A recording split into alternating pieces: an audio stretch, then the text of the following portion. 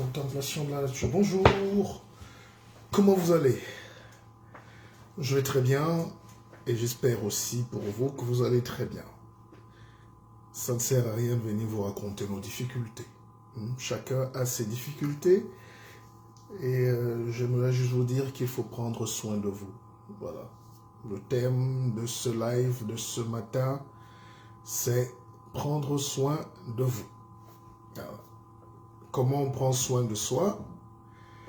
Comment on protège son corps? Comment on gagne sa santé? Comment on fait de sa pensée un empire? Parce que le corps, c'est l'esprit et le physique, psychosomatique. Donc, quand vous n'allez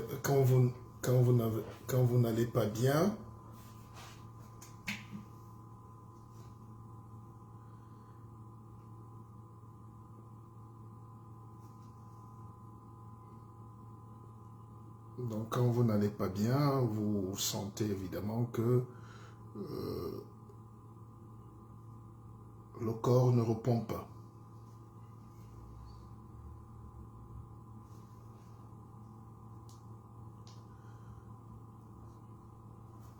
Voilà. Dans le temps de bouquer deux petites choses, vous me permettrez. Voilà. On cale aussi un peu de régie. Donc, je suis très content de vous avoir. Je suis le guide, le pépé, mon Lady Bissog, et c'est une petite causerie du samedi. Pourquoi? Parce que il ne faut jamais attendre que les autres fassent pour faire. J'ai regardé la toile, il y a de moins en moins de gens qui ont le temps pour s'occuper de la vie. Voilà, donc salut à mon frère Martin et Djangé Akeva. Akeva, c'est un signe de gratitude, hein? C'est un merci à Dieu d'être vivant. Bonjour à Dieu donné, Elimbi, Eboa, espoir. J'espère que dans ta vie aussi tu as beaucoup d'espoir et de bonheur.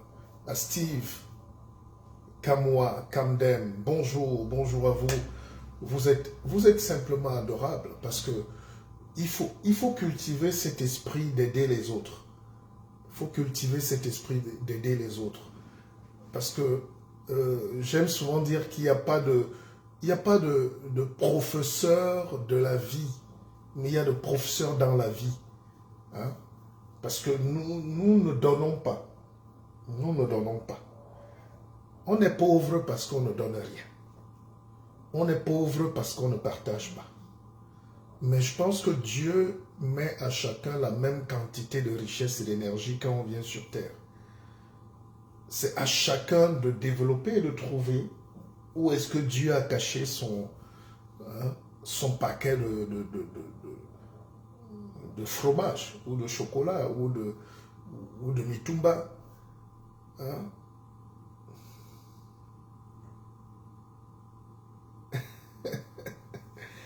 Donc, je suis très fier de vous avoir.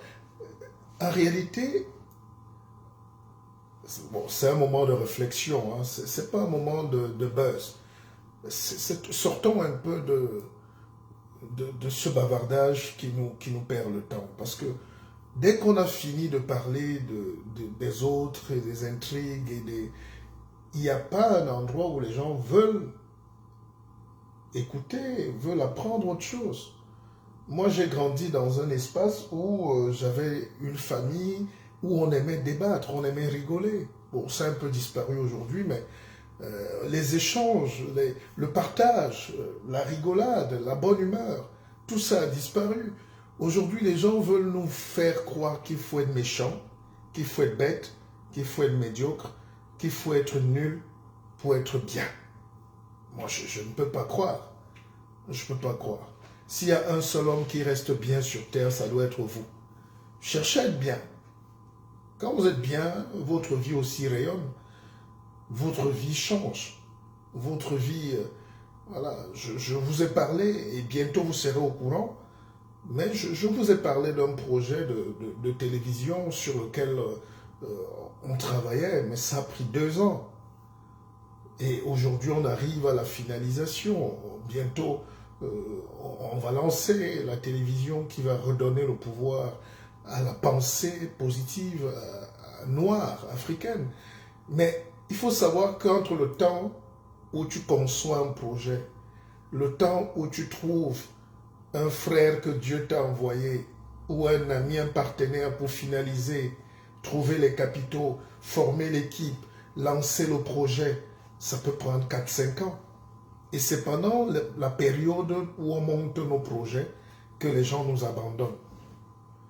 C'est pendant la période de réussite, vous allez remarquer dans la vie, c'est pendant la période de réussite que vous allez voir que tout le monde vous tourne le dos. Et les amis, enfin entre guillemets, les femmes, entre guillemets, les cousins, les collègues.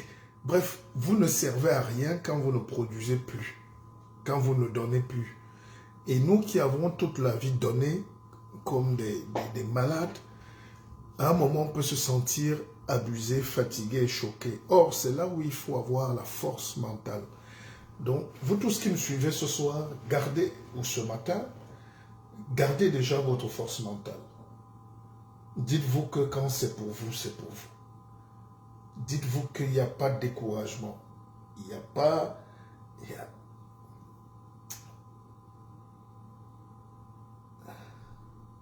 Oui, Michel dit pendant les périodes difficiles. Ah oui, c'est ça. Oui, pendant les périodes difficiles, vous voyez toute votre vie défiler. Vous savez, j'ai monté à Keva Bank et ça grandit. Plus c'est là, on évolue, on n'a pas menti aux gens, on ne ment pas. Entre 2 petits placements et des projets qu'on suit, mais vous sentez que les gens derrière veulent vous faire couler. Quelqu'un vous donne 10 francs, il dit remettez-moi mes 10 francs.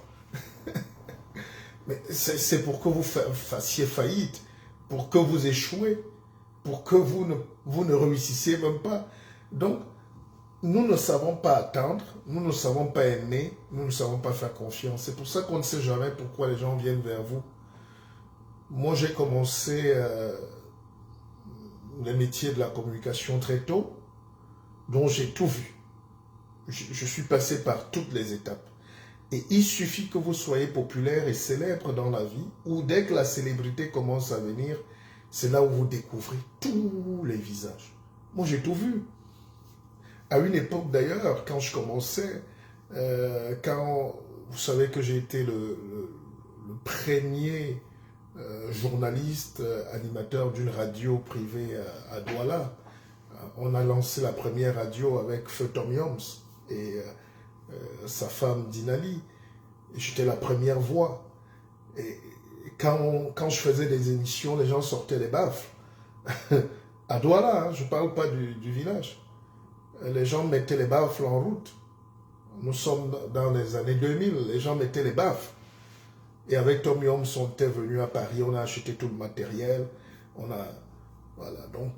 Et c'était une radio, Tom Yoms avait quelque chose de très fin dans le son.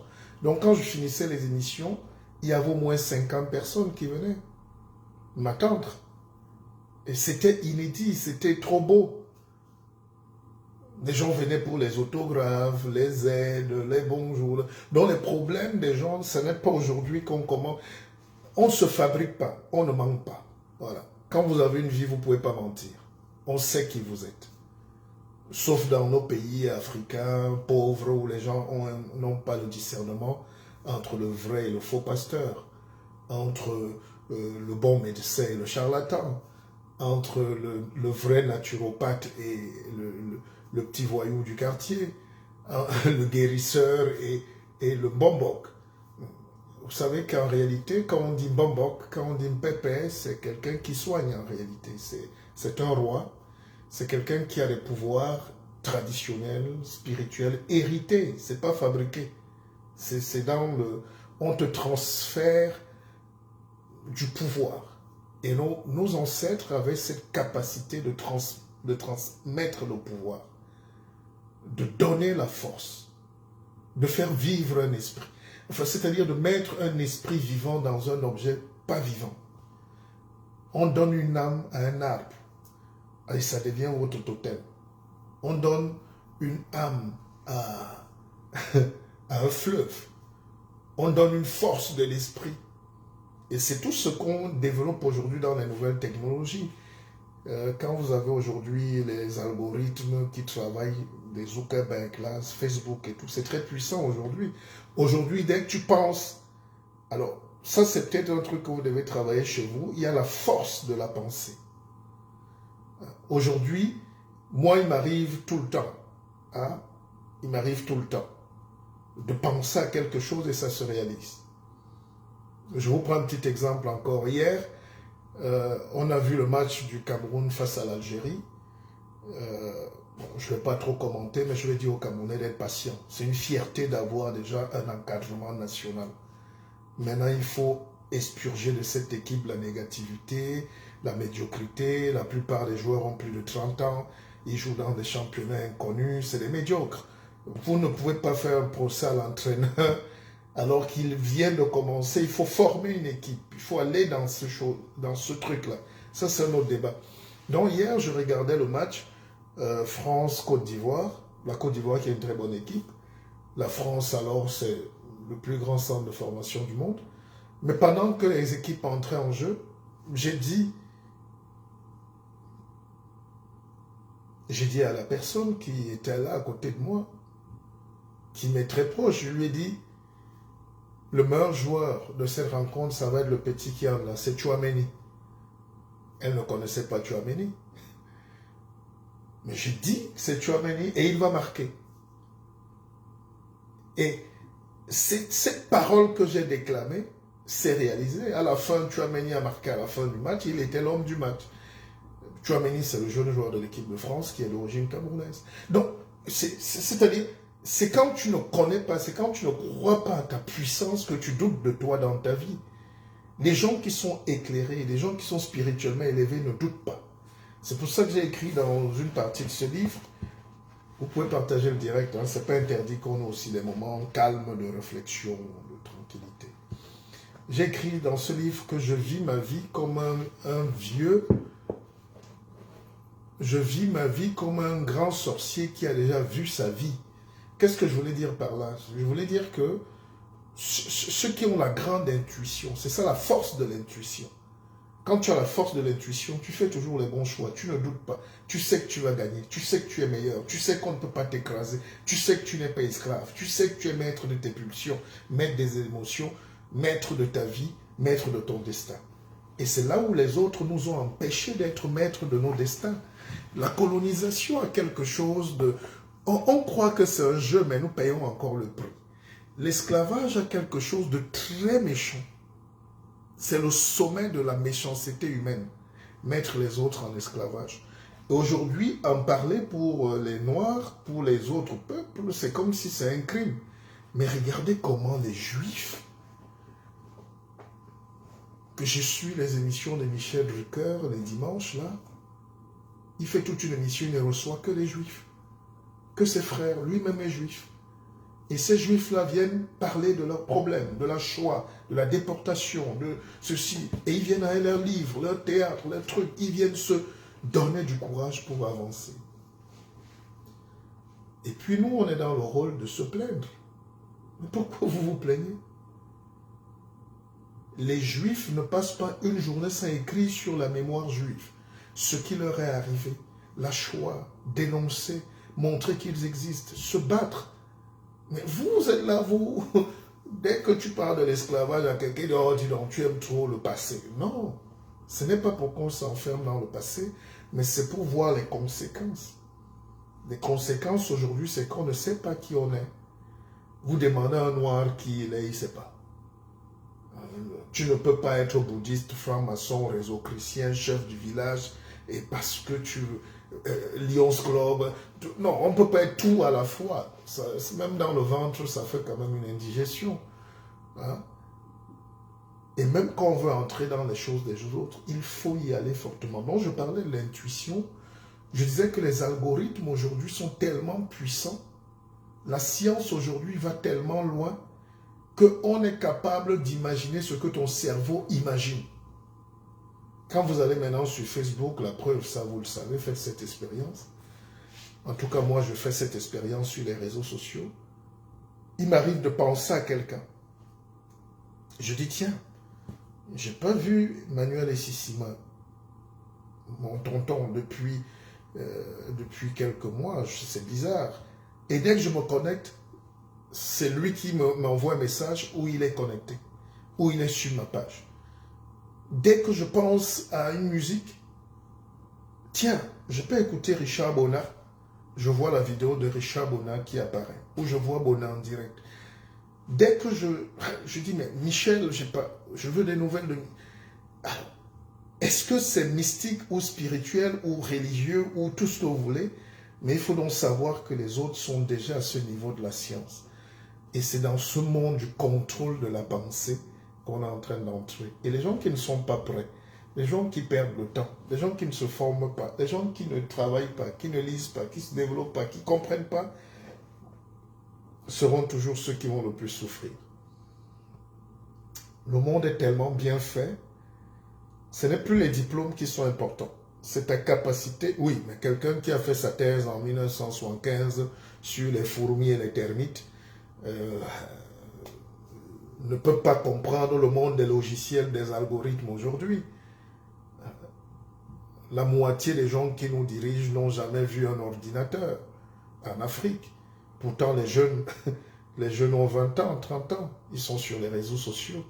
Vous voyez comment on utilise mal les réseaux sociaux. Les réseaux sociaux nous permettent, en tout cas, le manque de discernement. Ce que je voulais dire, c'est que la pauvreté de l'esprit, en Afrique surtout, ou chez les Africains, la plupart, c'est on utilise mal tout ce qui nous est donné, parce qu'on n'a pas appris.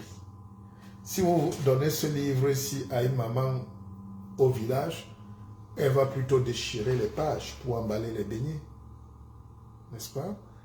Si vous donnez la religion, si vous donnez la Bible à un type qui est analphabète, qui ne sait même pas lire, vous ne trouvez pas curieux que quelqu'un qui a échoué partout, qui ne peut même pas écrire son nom et devient prophète quand même?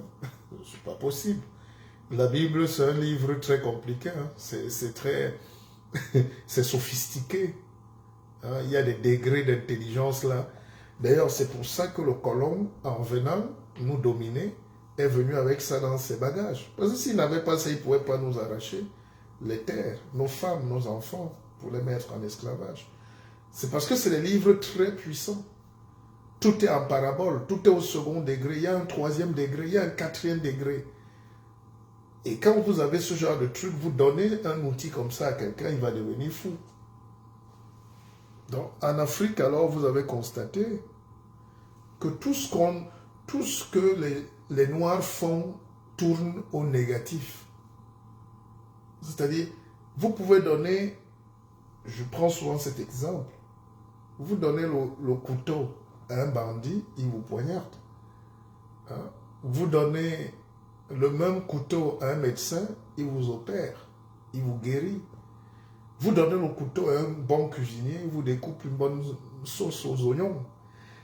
Donc, ce n'est pas, il y aura toujours des mauvaises choses dans la vie.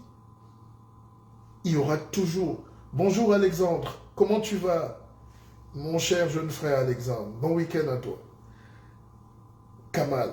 Alors, donc, toute la bataille de la vie, c'est comment être au bon endroit, au bon moment et attirer les bonnes choses. C'est aussi ça la loi d'attraction. Si vous voyez un peuple qui n'attire que les malheurs, l'esclavage, la colonisation, la néocolonisation, la famine, ça veut dire qu'il y a un problème. Dieu n'a rien à voir. Dieu n'est pas caché quelque part et il maudit les gens. Mais c'est que nous sommes placés au mauvais endroit et au mauvais moment et à tout moment. Et nous ne faisons aucun effort pour en sortir. C'est une spirale. Quand vous voyez la roue et le hamster, vous savez ce que c'est. Hein? La roue dans son hamster ne fait que tourner là. Donc, elle veut sortir, elle court. Plus elle court, plus la roue court aussi, plus elle ne fait que tourner sur place. Donc, nous tournons sur place parce que nous sommes au mauvais endroit. Sortons de la roue. Alors, comment tu fais pour sortir de la roue? Oh, mais comment tu fais pour sortir de la roue? Il faut déjà que la roue arrête de tourner avec toi. Et dans ce tourbillon-là, tu n'as pas le temps de réfléchir. Parce que la souris ou le hamster qui est dans la roue n'a pas le temps de s'arrêter pour dire, mais hé, je vais où? Je fais quoi? Qu'est-ce qu'il y a? Pourquoi je cours? C'est le but de la vie. Donc, à un moment, comme ce matin, si vous êtes tombé sur mon direct, demandez-vous, mais pourquoi je cours? Pourquoi je tourne? Pourquoi qui m'attache? Qu'est-ce qui m'arrive? Et vous demandez un moment de pause. Faites une pause dans votre vie. Par exemple, quand vous êtes connecté là, vous vous êtes donné 1 heure, hein, pas plus. Moi, j'ai pas aussi beaucoup de temps, j'ai mes propres problèmes, j'ai mes propres aventures, je dois monter. Hein. Je cherche aussi à payer mon loyer et à nourrir ma famille. Non, je rigole. Mais je veux dire que grosso modo, les gens, ceux qui dominent le monde, nous ont placés dans un système pour nous empêcher de réfléchir. Et c'est très simple. Quand on t'empêche de réfléchir, ça veut dire on vient habiter dans ton cerveau, on t'ajoute problème sur problème. On te met l'esclavage. Tu fais 400 ans. Après, on te bombarde la colonisation. On te bombarde encore le truc. Maintenant que tout ça continue, pour que tu ne sortes pas de là, de la roue, on t'injecte un petit corona. Quand le corona finit, on t'injecte encore la guerre. Donc, il ne faut pas que ton esprit se repose. Et je vais vous donner un conseil. Apprenez à refroidir votre cerveau. Apprenez à refroidir votre cerveau. Quand vous vous levez le matin, restez même encore 10 minutes au lit. Ne faites rien. Faites ce conseil. Appliquez-le tous les jours. Ça va vous sauver la vie. Parce que j'ai remarqué que les gens se lèvent. Oups, ils sont déjà partis. Moi, avant de faire ce live, j'ai pris ma douche. Voilà, je me suis reposé. J'ai essayé de lire. J'ai travaillé. J'étais en train de lire même un livre. Enfin, j'ai commencé à prendre soin de la vie. Et c'est pas un jeu. Les gens écrivent. Pourquoi on écrit ces choses-là? Pourquoi les Noirs n'écrivent pas? Pourquoi les Noirs ne pensent pas? Pourquoi les Noirs ne veulent pas? Pourquoi on veut profiter de la belle vie sans effort? Non, il faut travailler. Il faut cultiver les liens de l'effort, cultiver la pensée. Il faut...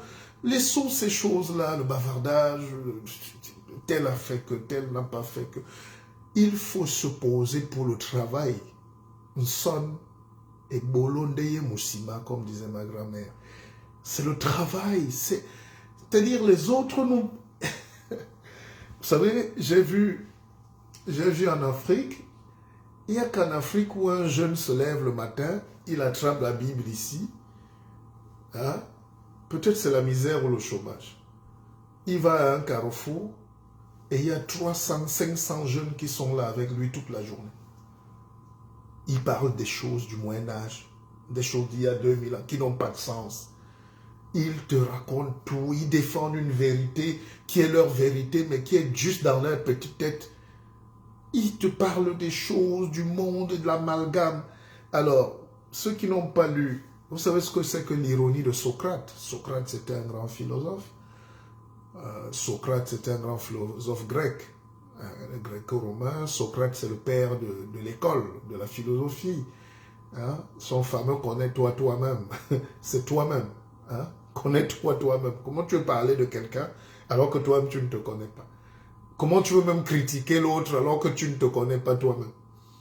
Donc les gens qui critiquent souvent les autres, en réalité, sont ignorants parce qu'ils ne se connaissent pas. Ils ont peur de se connaître, mais ils croient se connaître à travers l'autre. Donc, le connais-toi toi-même. Donc, Socrate, l'ironie de Socrate, c'est comme Vous voyez le film Colombo aujourd'hui. Ceux qui regardent les enquêtes de police, les films policiers, il faut dire, ah, c'est ça l'ironie de Socrate. Toujours dire, ah, pourquoi? Ah, mais qu'est-ce qu'il nous raconte? Imaginez ce matin, moi je suis quelqu'un, toute ma vie je me suis toujours battu pour les mêmes valeurs. Hein. Je ne suis pas fourbe, hein. Je suis quelqu'un plutôt d'assez pur, j'allais dire, ou naïf. Voilà. Moi je crois à la vie, j'aime les gens, je fais des erreurs, mais je crois. Quand je m'engage, je suis sincère. J'aime voir les gens progresser. Vous ne savez pas, quand j'ai créé l'Académie de la vie augmentée à Keva, au début, les gens me venaient avec beaucoup de doutes et tout, mais beaucoup de gens qui me côtoient me disent, mais Mouledi, en une année, j'ai changé. En une année, on me respecte plus. En une année, je n'ai rien payé pour, mais vous m'avez appris à lire, vous m'avez appris à m'occuper de moi, vous m'avez appris à prendre soin de moi. Il faut prendre soin de soi, des autres et de la terre. Hein? Les gens ne savent pas que nous sommes liés. Hein? Nous sommes liés. Vous ne pouvez pas être riche et au soleil alors que les gens sont pauvres en bas. Or, quand vous parcourez, pourquoi les sociétés comme la France sont des grands pays? C'est parce qu'ils ont imaginé une société où, bon, il y a des inégalités, il y a des injustices, mais c'est une société en réalité où il faut mettre Dieu dans la vie. Dieu, qu'on dit là, il doit être concret. Quand vous regardez en Afrique, c'est vrai qu'on va dire on est des jeunes pays, mais on n'est pas jeune quand on achète des grosses Mercedes, quand les ministres volent des milliards, quand les directeurs généraux portent tout l'argent du pays pour venir acheter les maisons. Là, on n'est pas jeune. Mais ce qui nous manque en Afrique, c'est cette dimension de, au lieu de réciter Dieu, il faut l'être. Au lieu de réciter Dieu, de chanter tous les jours que Jésus va revenir ou pas, des choses inutiles des enfants, il faut qu'on soit ça. Je ne sais pas comment vous expliquer. Peut-être, vous savez, moi aussi, j'ai des difficultés à expliquer vraiment ce qui est bête, ce qui est simple. On ne déclame pas Dieu. On le vit. C'est-à-dire que il faut que les gens se soignent.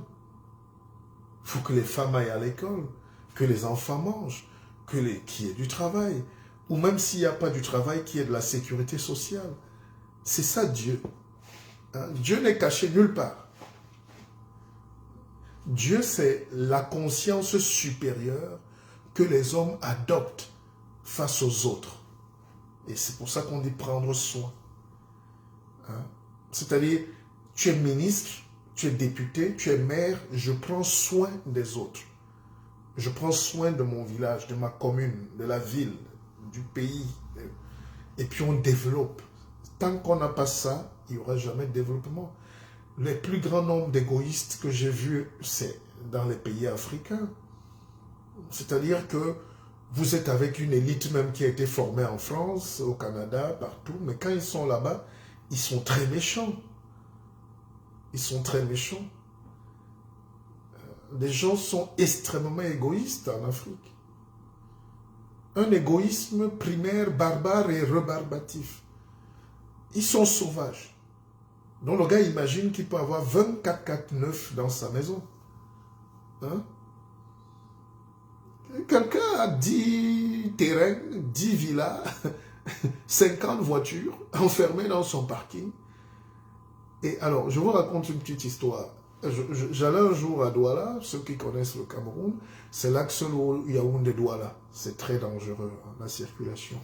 Et là, au milieu, il y a un joli village, qui est même le mien, parce que Bodmakak n'est pas loin. À Boumiébel, on s'arrête. Alors, on s'arrête pour manger, et le gibier, tout ça. Et puis, je m'arrête à Boumiébel, je croise un grand directeur. Je croise un grand monsieur à Douala, qui est directeur dans une multinationale. Le gars il portait sur lui au moins 10 paquets de viande. Donc pour lui seul. Bon, j'ai trouvé ça rigolo. Et bon, il avait le chauffeur, mais lui-même tenait à porter son gibier, sa viande. On lui avait fait des paquets. Et c'était drôle. Et plus tard, quand on s'est revus, je discutais avec ses amis qui me disaient « Ah, mais ce gars-là est d'un égoïsme, d'une chicheté mortelle. Il ne donne jamais rien à personne. » Et du coup, la scène de Boumiebel, du gars qui porte, un gars qui gère des budgets de milliards, mais il tient à sa viande, à son... Il ne veut donner à personne. L'huile coulait même sur son t-shirt. C'est vrai. Donc nous sommes tellement égoïstes, nous sommes tellement primitifs que nous n'arrivons pas à donner ni le savoir, ni l'argent, ni les projets. Nous ne soutenons personne. Et dans une société où on ne soutient personne, l'État aussi va faire pareil. Puisque l'État, c'est nous. Et c'est pour ça que vous voyez que ce n'est pas le manque d'argent. Je peux vous garantir qu'il y a des pays africains qui ont énormément d'argent par rapport à la population. Il y a des pays qui ont le PIB du Qatar, qui ont le pétrole du Qatar. Le Nigeria seul a le pétrole de l'Arabie Saoudite. Quand les gens me disent que le Nigeria est riche, je dis, mais parce que vous êtes naïfs. Le Nigeria a le même pétrole que l'Arabie Saoudite. Mais regardez ce qu'ils en font. C'est chacun qui vit pour lui. D'ailleurs, quand vous êtes à Lagos, chacun a son groupe électrogène. Donc, ils n'arrivent pas à mettre l'électricité pour toutes les populations.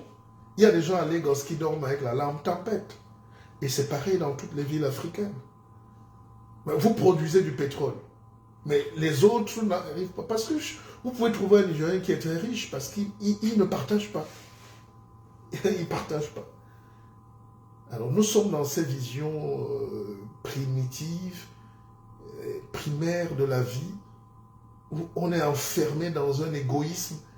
Quand vous voyez les élites, comment les élites vivent en Afrique, vous comprenez qu'on ne pourra jamais se développer. Parce que c'est à l'élite de perdre son argent.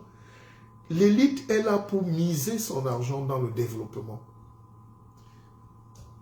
Regardez ici en Europe. Même aux États-Unis, tous les milliardaires ont leur fondation. On est d'accord? La fondation Bill Gates, fondation Facebook, Zuckerberg, fondation Elon Musk, tout ce que vous voulez. Même ici, fondation, je ne sais pas, Louis Vuitton, tout ce que vous voulez. Ils s'enrichissent, ils sont milliardaires, évidemment. Mais pour avoir la bonne conscience, ils ont au moins une fondation pour soutenir les petits projets. Même quand ils vous tuent, ils ont quand même une fondation. Mais ce que j'ai remarqué, c'est que chez nous, personne ne vous soutient jamais.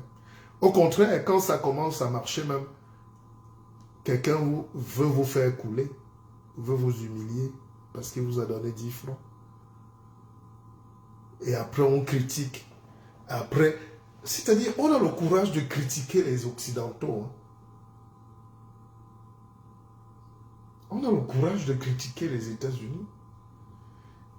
Revenons sur la guerre en Irak et en Ukraine.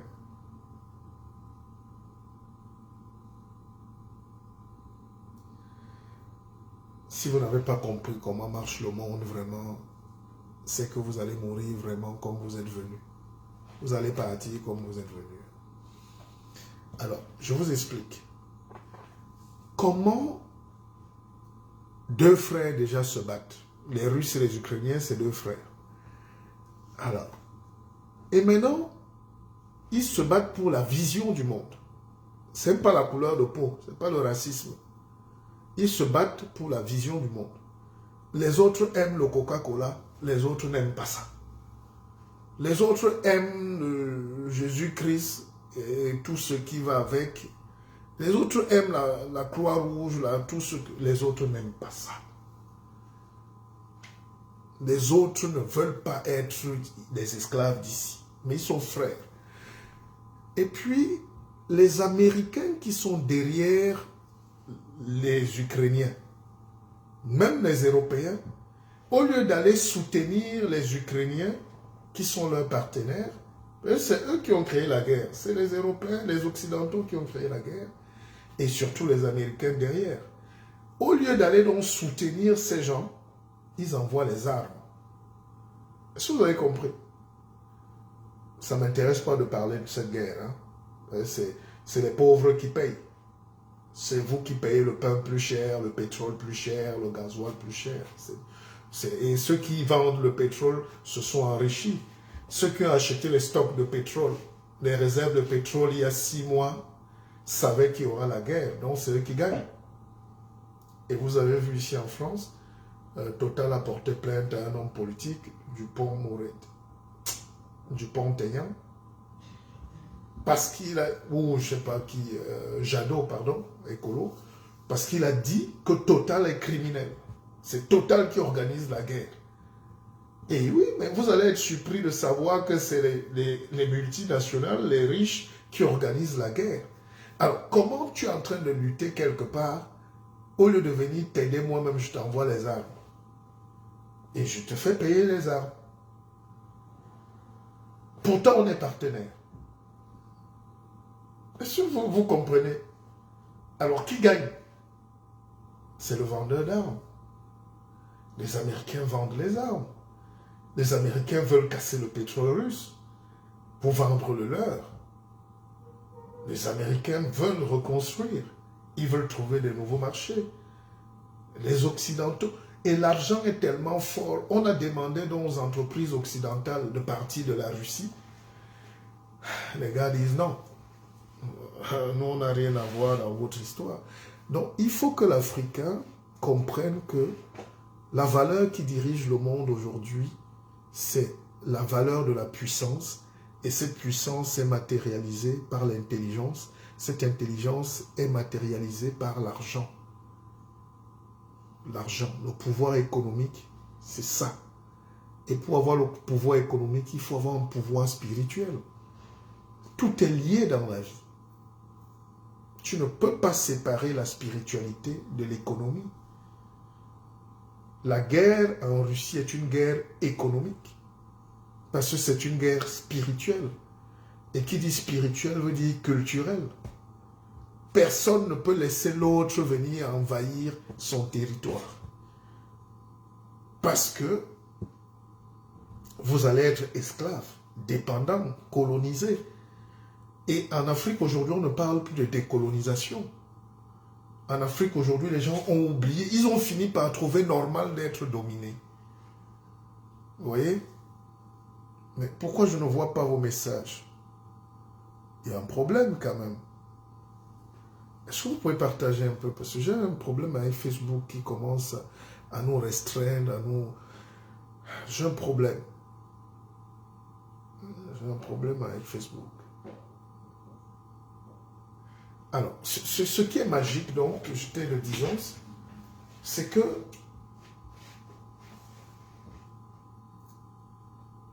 oh, c'est incroyable. On vous a fait croire que lutter pour votre liberté est un crime. Et c'est ça la force de la colonisation.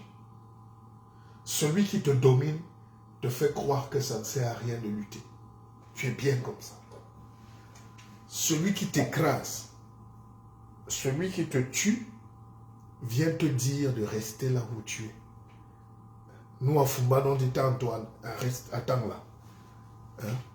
C'est-à-dire que, et c'est ça le drame aujourd'hui de nos pays, parce que je suis sollicité à aller partout en Afrique.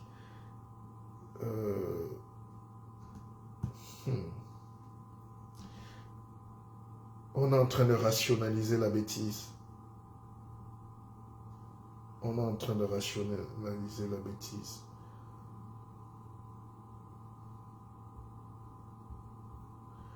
On est en train de passer... C'est pour ça que la guerre russo-ukrainienne là est un message fort. On ne vient pas sur terre danser. On ne peut pas venir sur terre danser. Nous dansons exagérément bien, mais trop. Ça ne peut pas être possible. C'est pas possible. C'est en Afrique aujourd'hui qu'on devrait avoir des luttes Pas des luttes armées entre frères et sœurs, qu'on se tue parce que tel parle français, l'autre anglais, l'autre est de mon village, l'autre pas. La lutte doit être déterminante pour libérer ces pays-là de ces gens qui sont venus nous traumatiser la moelle épinière et le cerveau. Je ne sais pas comment vous expliquer. Or, quand j'arrive aujourd'hui en Afrique, tu ne peux même plus dire que le colon doit être dégagé. On va t'interdire. Dans ta famille, tu seras mal vu puisque tu es l'empêcheur de tourner en rond. Les batailles qu'il y a aujourd'hui en Afrique, c'est la bataille de la liberté sur toutes les formes. Il faut neutraliser les dictateurs. Il faut chasser les voyous. Il faut tuer les voleurs. Ou enfin, pas tuer, excusez-moi. Il faut neutraliser les voleurs. Mais les voleurs du grand niveau aussi. Tous les pays africains, et c'est là où je dis Dieu n'existe pas en Afrique. Dieu n'existe nulle part d'ailleurs. Sinon, les petits Ukrainiens n'allaient pas mourir sur les bombes pour rien. Ils sont en train de mourir pour rien. Mais en fait, ils payent le prix de la liberté. Aujourd'hui en Afrique, les jeunes aiment la belle vie, mais au désert. La belle vie. Il faut que 1000 tombent à la Méditerranée pour qu'il y ait un Francis Ngannou. Il faut qu'il y ait 5000 qui se noient et qui meurent au désert pour qu'il y ait un boxeur Takam Tantampion qui est champion du monde. Et quand vous voyez le ratio, l'énergie perdue pour la fuite, cette énergie-là, on peut la mettre pour la lutte. Il faut mettre cette énergie pour la lutte. Et la lutte n'est peut-être pas seulement armée, elle est psychologique, elle est intellectuelle, elle est technologique, elle est scientifique, elle est mystique. La lutte, c'est ce qu'on est en train de faire là. Mais combien sont là? Combien sont là? On ne peut pas reprocher aux gens ce qu'on n'arrive pas à être nous-mêmes. On ne peut pas être là, les autres se battent. Vous avez vu en Ukraine, tous les Noirs ont fui le premier jour. Mais il fallait vous battre. Pourquoi vous voulez profiter de leurs universités? Pourquoi vous profitez de leur école, de leur université, de leurs belles femmes, de leur pays? Et quand la guerre éclate, vous commencez... Bon, je n'ai pas dit, c'est des réflexions, hein, on réfléchit, vous savez. Mais pourquoi ces Africains n'ont pas dit, bon, comme nous on est venus étudier, que vous voulez nous empêcher d'étudier, nous allons lutter avec ceux qui nous ont accueillis chez nous, chez eux. Non, chacun a fui. Nous-mêmes, on a organisé des choses ici pour que les gens fuient. C'est ça le noir. Il ne sait pas mourir pour les causes. L'Africain ne sait pas mourir pour les bonnes causes. L'Africain peut mourir pour le maquillage. Ah, si une fille manque de produits de beauté, de décapage, elle peut te tuer. Ah, si un homme manque, s'il lui manque ses vestes, son whisky, le samedi soir, il peut te tuer. Mais si tu lui dis que son enfant ne doit pas être esclave demain, doit faire des cours de rattrapage ou de soutien, il ne te salue plus. Non, il ne te salue plus. Si tu dis que son enfant doit aller faire un cours de théâtre ou de musique ou de poésie, de littérature ou de la bibliothèque, il ne t'appelle plus, tu n'es pas son ami. Son bonheur. Moi, j'aurais aussi voulu voir ces Africains-là entrer dans le corps des Ukrainiens pour être solidaires. C'est pour ça qu'après on ne vous respecte pas. Aucun Ukrainien homme n'a fui. Mais tous les Africains hommes ont fui qui étaient en Ukraine pour aller se cacher chez les autres encore, pour être à l'abri. On aime profiter. En réalité, ça peut être choquant, mais le noir est l'homme le plus profiteur de la terre. C'est pour ça qu'on l'utilise. Écoutez bien ce que je vous dis. L'homme noir est un homme, il n'était pas comme ça avant. Il peut-être pas. Mais le processus de broyage de son cerveau a fait qu'il devienne minable et dépendant et profiteur. En voulant donc profiter, on lui miroite le bonheur, il tombe dans le tchouki de l'esclavage. La dialectique du maître et de l'esclave, ça c'est autre chose, c'est Kant. Mais on peut réfléchir sur ces pistes-là. Dès qu'ils entendent qu'il y a la sécurité sociale quelque part, tout le monde se verse sur la sécurité sociale. Les gens immigrent pour la sécurité sociale. Ils peuvent se battre pour la même sécurité sociale chez eux. Alors, la question que quelqu'un me pose souvent, c'est « Mais le guide, toi-même tu dis ça, mais tu es parti. » Non, je ne suis pas parti. Moi, je suis venu en France à 6 mois. C'est mon histoire, c'est ma vie qui est ici. Et la France n'est le pays de personne. Et j'ai ma famille ici, j'ai bâti ma famille ici. Ça ne m'empêche pas d'être tous les jours en Afrique, tous les jours chez moi, tous les jours au Cameroun. La difficulté donc, c'est quand tu arrives là-bas, ces gens-là savent que tu viens déranger leur tranquillité dans la pauvreté. Ces gens savent que tu es un empêcheur de tourner en rond. Tu as le poil à gratter. Tu viens gâter leur... Tu viens mettre le sable dans leur tapioca. Même ceux qui souffrent. Non, ce n'est pas les dirigeants qui sont un problème. Un peuple soudé renverse n'importe quel dirigeant en 2 heures. 2 heures.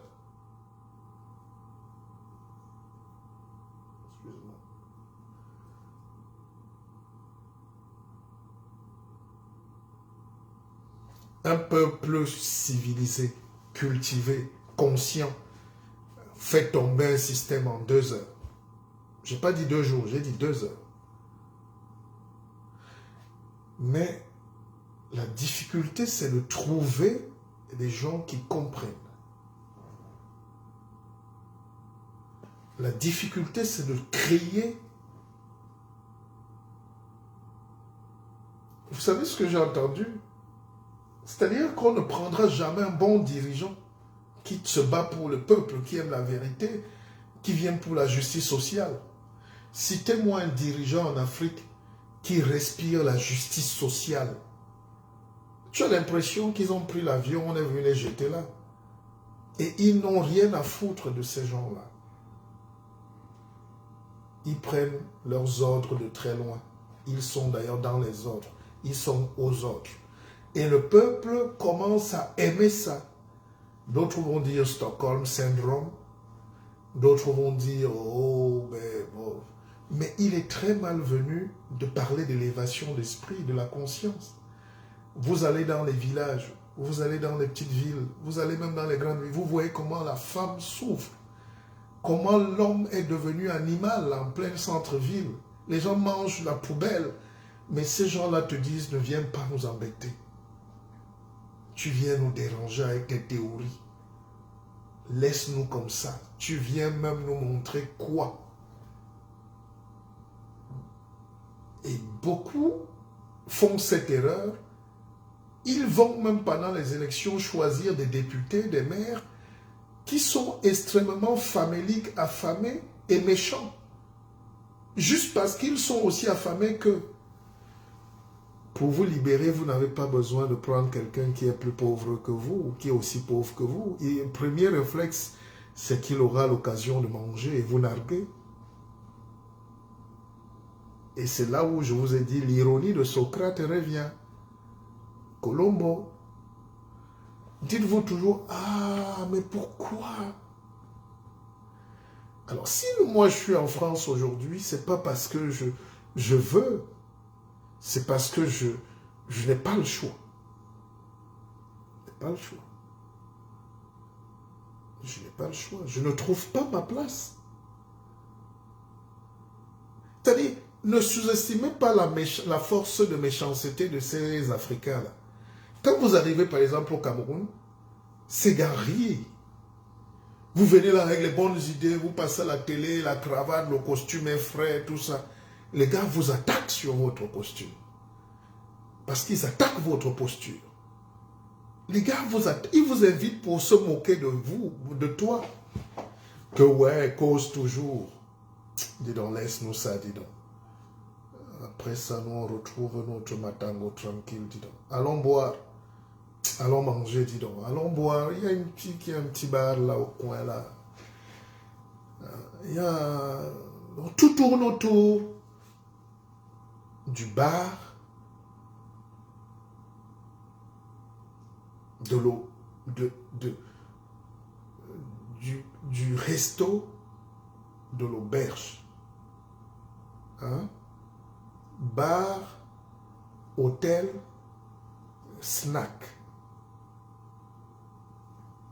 On a une économie jouissive. Bar, snack, auberge. Les week-ends, tu vois toutes les filles sortir à 6h, 8h, des hôtels, des auberges. Bar, snack, hôtel, auberge. Donc, on n'a pas une économie de l'intelligence parallèle. Les universités, les amphithéâtres sont pratiquement vides. Les musées n'existent pas. Les bibliothèques ont fermé. Les lieux de culture. C'est-à-dire, on a créé, cette société-là favorise la misère. Cette société-là ne crée pas ce qu'on appelle l'architecture de la pensée. Ça empêche la réflexion. Ça empêche le savoir. Ça empêche le « Ah, pourquoi ?» Donc le questionnement. Les gens ne veulent plus réfléchir. Nous sommes déjà morts. Laisse-nous mourir. Dis donc, laisse-nous, après tu vas partir, nous on va rester mourir. Donc mourons, soyons esclaves. Et les colons ont mis des systèmes où la bière est très bonne. Moi, de temps en temps, je bois la bière en France, mais elle n'est pas si bonne qu'en Afrique. Je ne sais pas ce qu'ils mettent dans leur bière. Il y a quelque chose dans leur bière. Les gens ne peuvent pas avoir 2000 francs et les dépenser juste pour boire et ne pas manger et ne pas payer, ne pas se laver, quoi. Le colon ne peut pas te donner une arme pour te libérer. Ben, soyons un peu honnêtes. Quelqu'un qui est ton ennemi, c'est comme si les Russes viennent aider les Ukrainiens à se libérer alors qu'ils sont en guerre. Ça s'appelle le discernement. En Afrique, donc, ceux qui contrôlent tout, l'économie, tout ça, ceux qui contrôlent le pays, c'est souvent les colons ou leurs petits-fils, les esclavagistes. L'exemple le plus clair, c'est Bolloré. Comment vous croyez que Bolloré va contrôler votre port? Je ne sais pas. Comment vous croyez que Bolloré en Afrique peut aider quelqu'un? Et un jour, j'ai dit ça, et j'ai un ami qui travaillait, qui est cadre chez Bolloré. Je l'appelle ami, mais c'est les Noirs. Ils ne savent pas qu'ils sont au service de l'esclavage. Et ce monsieur m'a tellement détesté, il a engagé une campagne de sabotage à mon encontre, juste parce qu'il voulait préserver son emploi chez Bolloré. J'ai un beau-frère qui est cadre à Perenco, c'est toujours les gens qui exploitent le pétrole. Il m'a dit la dernière fois au Hilton,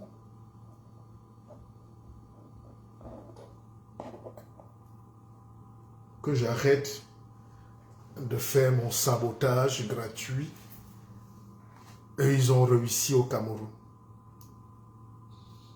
Sous-entendu que j'étais jaloux de son progrès chez quelqu'un qui exploite le pétrole. C'est-à-dire, l'Africain n'a pas la conscience de lutter pour son indépendance. Il est fier d'être esclave, cadre. Il est fier d'être sous-traitant. Et toute notre économie, c'est là où on a été menti, a été bâtie sur la sous-traitance. Même les gens qu'on disait qui étaient riches, Les premiers hommes d'affaires en Afrique, c'est des imposteurs. C'était des représentants des centrales d'achat, des grands commerçants. Ils n'ont jamais développé une industrie de l'autonomie, de l'automation, de la pensée, de la liberté. La preuve, dès qu'ils sont morts, tout s'est arrêté. Parce que le commerce a changé. On te dit, toi, va nous vendre les oignons. Toi, tu es notre grossiste des piles. Toi, va nous vendre le pain.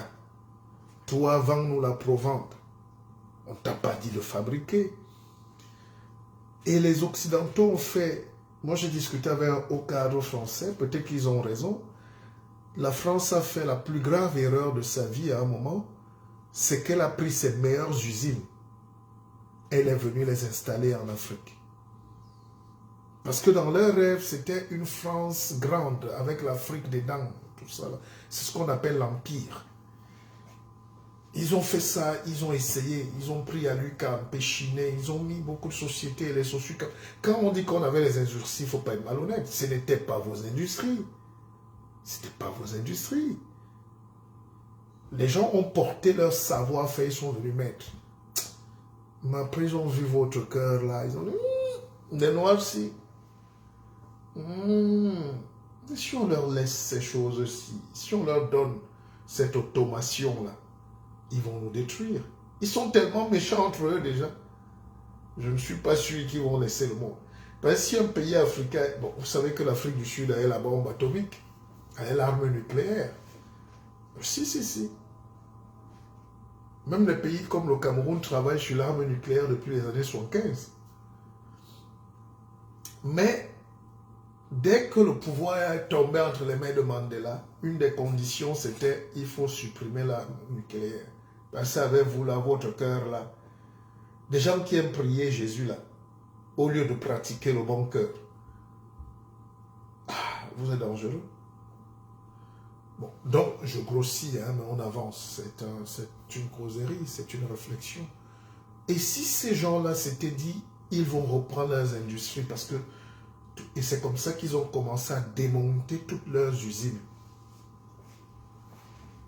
Ils ont commencé à enlever pièce par pièce, jusqu'à aujourd'hui. Aujourd'hui, ils ne veulent pas amener du savoir. Ils ont peut-être raison. Aujourd'hui, ils sont prêts à vous faire la dépendance. Parce qu'ils avaient fait la première erreur. Et c'est pendant cette première erreur qu'on devait se battre pour capter ça. Cette magie-là. On ne fait pas la même erreur deux fois. Jamais les Occidentaux ne vont ramener leurs usines encore chez vous. C'est terminé.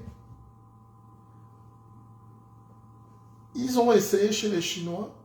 Aujourd'hui, les Chinois ont capté dès les premières minutes. C'est ça qu'on appelle la haute conscience. L'éveil.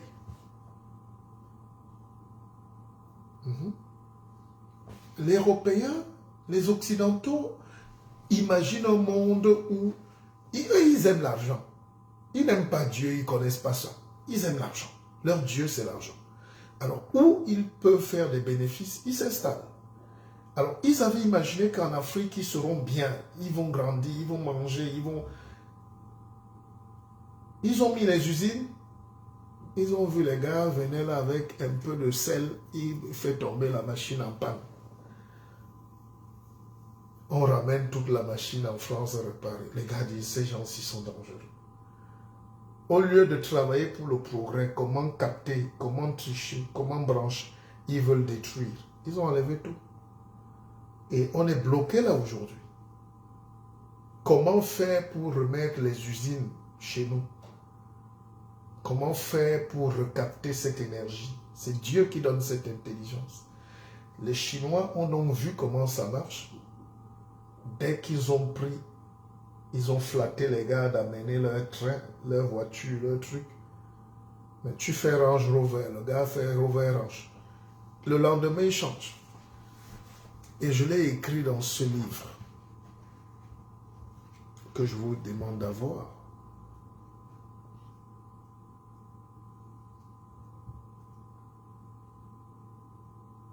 Les Chinois sont très forts. Hein?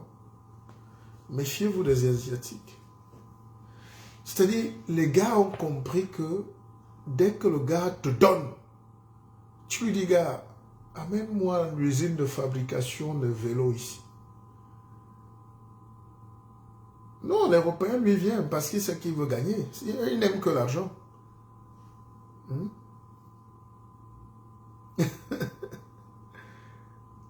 Il n'aime que l'argent. On ne vous mente pas. C'est eux qui dominent le monde parce que pendant qu'ils vous envoient prier, eux, ils ne travaillent que sur l'argent. Eux, c'est l'argent qui doit dominer le monde. Les Américains ont été... C'est une société violente parce qu'on ne parle que d'argent. Ils mettent tout. L'argent, le savoir, la force, les armes. C'est l'argent qui te permet de dépasser toutes ces étapes. Mais nous, en Afrique, on nous tient des discours du Moyen-Âge. Il faut fermer les yeux. Attendre que Dieu fasse. Que la volonté de Dieu. Il n'y a aucune volonté de Dieu. C'est ta volonté. Ta propre volonté. Il n'y a pas de volonté de Dieu. Il est où Dieu et sa volonté? Mais si c'est sa volonté de voir 2,5 milliards d'Africains qui ont moins de 20 ans souffrir, mourir de faim, de maladie, de peste, de choléra, de sida, de tout ce que vous voulez, c'est que c'est un mauvais Dieu. Arrêtez de nous enfariner. Arrêtez de nous raconter des choses. La vie aujourd'hui, c'est comment on fait pour avoir l'argent. Pas un argent pour danser, hein, pas pour boire. L'argent comme outil de création de la pensée. C'est l'argent qui crée. Quand on fabrique l'avion, là, c'est pour vendre. Donc, pour finir, ils ont créé une économie de la vente. Il faut être dépendant de cette économie. Même quand tu ne peux pas acheter, on te prête l'argent pour que tu achètes. Et toi, tu ne peux rien vendre. Tu peux rien vendre. Le gars te crée la guerre et il te vend les armes pour mourir. Et quand tu es mort, il te vend aussi le cercueil. Et si tu es blessé, il te vend les remèdes. On te coupe le pied, il te vend la prothèse. Donc le but de l'empire, c'est comment faire pour que tu sois son client de la naissance jusqu'à la tombe. Tu as mal à la tête, il te vend le dafragan. Tu as mal aux oreilles, il te vend le truc.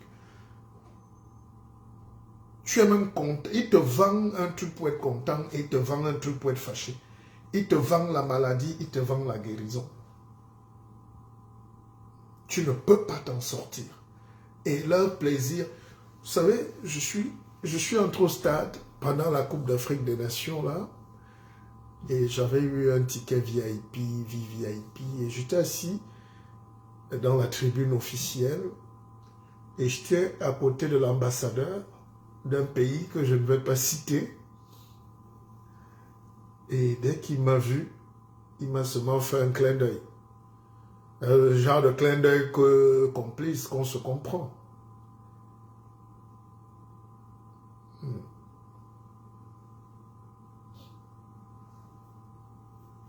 Mais le gars est sûr. Il est l'ambassadeur du pays qui contrôle le pays. Donc, il est là comme un président parce qu'il contrôle ton pays.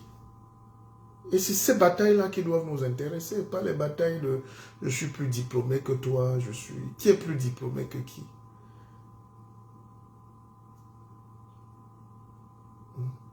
Valérie Mbaye. Ah, Valérie dit « Pépé, c'est toi qui as tout compris, c'est maintenant que je réalise cette stratégie. » Ah, mais... Michel dit « on te vend la maladie, on te soigne. » Mais c'est logique. C'est pour ça qu'on ne peut pas être des amis de ces gens. C'est pour ça que je ne peux pas être leur ami. Wow, mais on ne peut pas m'inviter à une conférence. Si les gens ne sont pas calés dans la tête, ils ne vont pas m'inviter. Je suis un danger pour les Africains eux-mêmes. Vous savez, j'ai vu une jeune fille qui fait des vidéos là. Elle dit qu'elle est coach. Mais elle vient de lire Robert Kiyosaki, Père riche, Père pauvre. Donc comme elle vient de lire ça, elle croit qu'elle a créé l'intelligence. Pour elle, c'est une découverte. Et elle fait une vidéo là-dessus. Père riche, Père pauvre. Elle fait 2 heures, il y a 3000 abonnés, les gens commentent, on dit qu'elle est forte. Non, c'est parce qu'elle vient de lire. On te dit donc que quand l'élève est prêt, le maître arrive. Ce n'est pas parce que tu viens de tomber sur une intelligence qu'elle vient de naître, l'intelligence. Elle est là depuis. Moi, je parle tout le temps de ma famille, ce n'est pas un jeu. Je parle de mon grand-père parce que quand c'est peu que mon grand-père n'a pas pu écrire Père riche, Père pauvre, mais c'est ce que mon grand-père a montré et il a fait.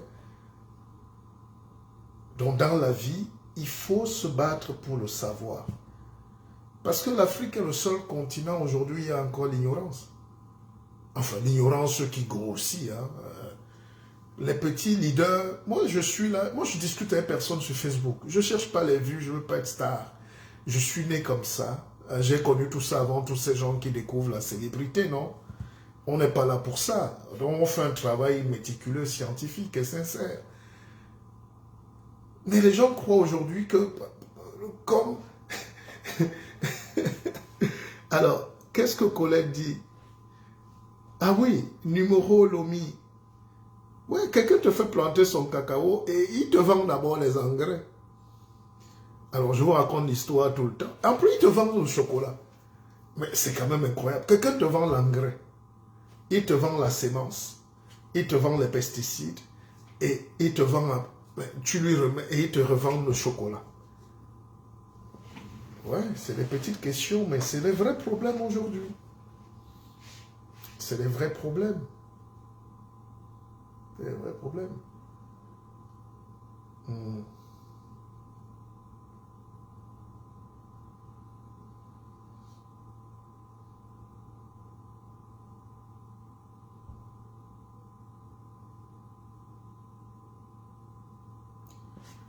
Comment on peut accéder à la grande santé universelle, à l'harmonie fondamentale, à la grandeur, à la liberté? Comment on peut, quand tu es avec tes frères qui acceptent d'être esclaves, comment tu peux être heureux d'être au milieu d'eux, sachant que toi, tu ne veux pas être esclave? Tu n'es pas esclave. Toi, tu es libre, tu as compris. Donc, tu deviens un danger pour tes frères et tu deviens aussi un danger pour celui, l'esclavagiste qui a compris que toi, tu ne veux pas être esclave. Donc, il fait tout pour dire à tes frères que méfiez-vous de celui-là.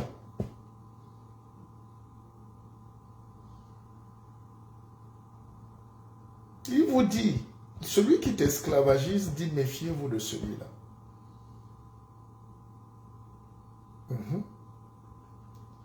Méfiez-vous de votre frère qui vient vous libérer. Et vous aussi, vous commencez à tomber dans le piège. Oui, méfions-nous de notre frère qui vient nous libérer.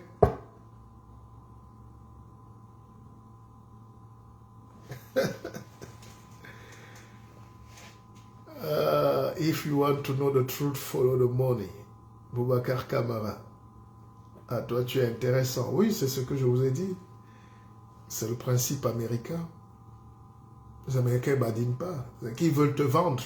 Tu t'amuses, mais on te vend vivant. C'est déjà arrivé, non? L'esclavage, c'est vendre un homme vivant. Et vous croyez que l'esclavage s'arrête parce que tu es fâché? L'esclavage ne s'arrête pas. On te vend vivant. Pendant que tu parles, on t'a déjà acheté.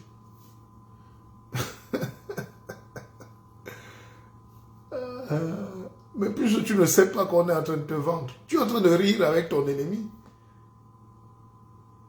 Nous rions avec notre ennemi, nous dansons avec notre ennemi.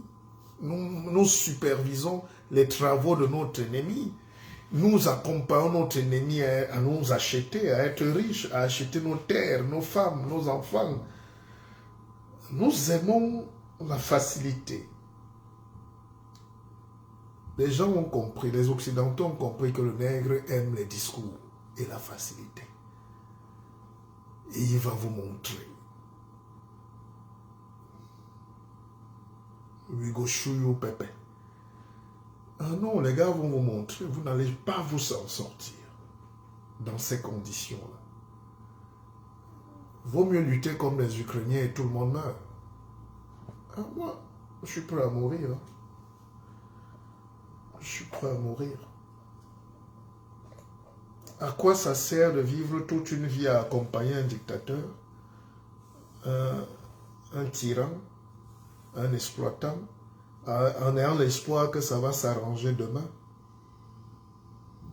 Vous croyez que dans la tête du tyran, il a la même conscience que toi? Il est tyran parce qu'il tire. Toi, tu crois que le tyran va devenir le bon Dieu demain? Un tyran change.